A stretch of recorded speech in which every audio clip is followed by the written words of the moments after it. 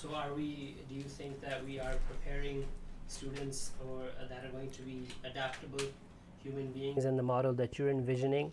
Does that increase adaptability? Does it decrease adaptability? Oh, definitely. Maturity, adaptability. Adaptability is a module of maturity. Adaptability is one of the greatest abilities. So, developing, it's one of the greatest skills that need to be developed. And an adaptable, adjustable human being is a healthy human being, mentally healthy, physically healthy, and is the only one who can survive. So, basic survival skills is something that an education should give. And if those survival skills are mental survival skills, then that's what you need to give.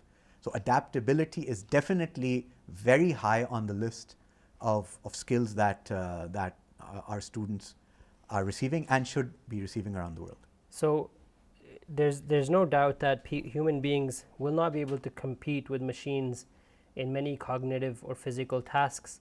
What will we be doing? What is our job? I envision that a few classes of people will thrive. First of all, those who are completely technology independent, meaning none of their functions are dependent on technology. Not that they don't use technology, they're not dependent on technology. So we can say farmers. Farmers are not dependent on technology, they can use technology. They're dependent on Allah's nature, you see. The other category is those who actually design, develop, and control technology, especially artificial intelligence. So those are the ones who will thrive. There are the third that are able to leverage this for their advantage. And the fourth are those who have skills and abilities which technology can never acquire. And I will say never, you see, and someone will say never say never, which includes empathy. Technology will never become human. With our flaws, we have infinite ability to love, to sacrifice, to to think of the greater cause, to serve the greater being, and that is these emotional, powerful abilities, spiritual abilities, not only emotional but spiritual abilities. People with high spiritual abilities will be on the top of everything in this model. Muslims don't have the kind of resources that the West has, which means that in the future we're going to be seeing most of the stuff that's coming out is we're going to be importers of technology, importers of these systems. How can we ever compete? And without the resources, how can we ever really have an impact? I think we should stop worrying about what we have or don't have and leverage what we have. We are 2 billion people around the world, highly talented, very passionate, and we have been, by design or by our own fault, disconnected from one another, disunited, divided. So we have massive finances. Let's not kid ourselves. Recent developments have shown you a lot. We have people who can gift the President of the United States a $700 million airplane. We have money. Let's not kid ourselves. We have human power. We have intelligence. We have everything. As one great scholar that I'd heard said that the greatness of the magnitude of resources that the Muslims have today, we've never had in history. But the humiliation and degradation that the Muslims face today, we've never faced in history. So it's not about the fact that we don't have resources. We just terribly mismanaged, and we lack vision, we lack coherence, we lack unity. Those are the problems. So there's going to be a change in direction of the entire Muslim Ummah, and how do you envision bringing about that coherence? and change in direction? Well, we can only work within our scope. So, as Rasul sallallahu alaihi wasallam said, "Kullukum ra'in wa kullukum mas'ulun an ra'iyatihi."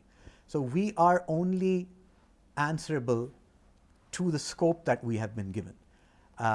I always quote this. I think I've quoted before that a girl was walking down the beach and the tide had brought in millions of starfish and they dumped it on the beach. And she was picking up.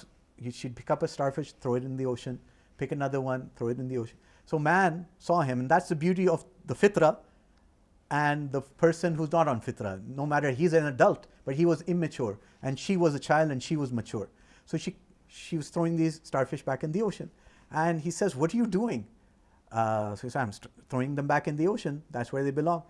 So he said, "You're wasting your time. There are millions. You'll never be able to bring any change."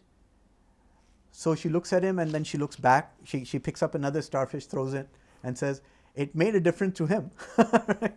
So if we can make a difference in one person's life, that's a difference, right?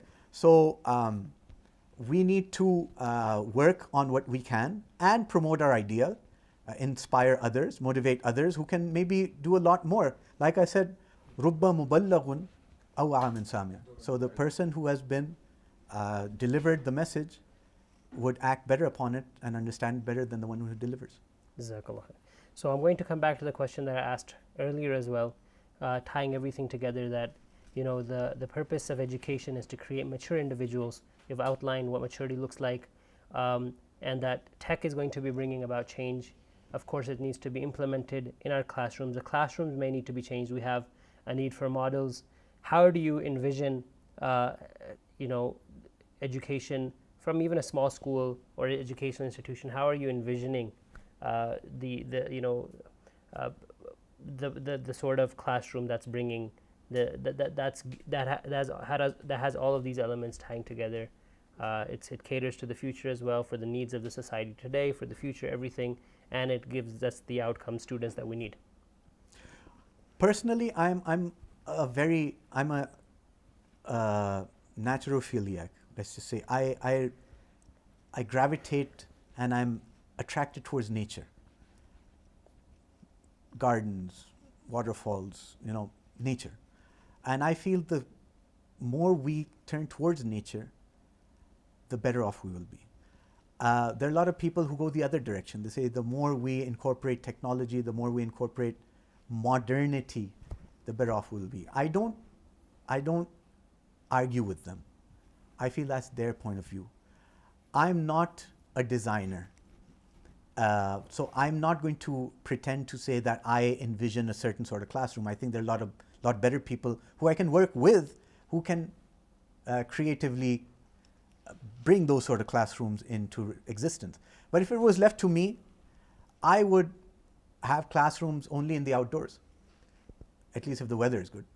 I would only have children touching grass and smelling the flowers and working with nature as much as possible.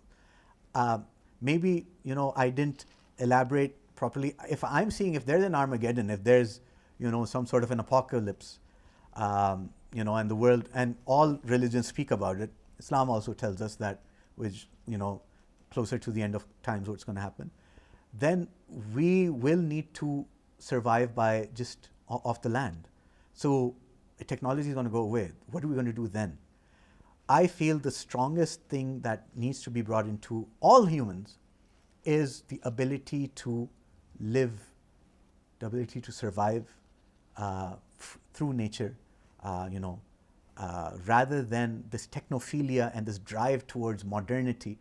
I think the drive towards modernity has been the undoing and the downfall of humanity. Started with the Industrial Revolution, free market economy, colonialism, and the whole world went to hell in a handbasket, and we're suffering today. Yes, we live much more comfortably, we have air conditioning, we have running water, etc.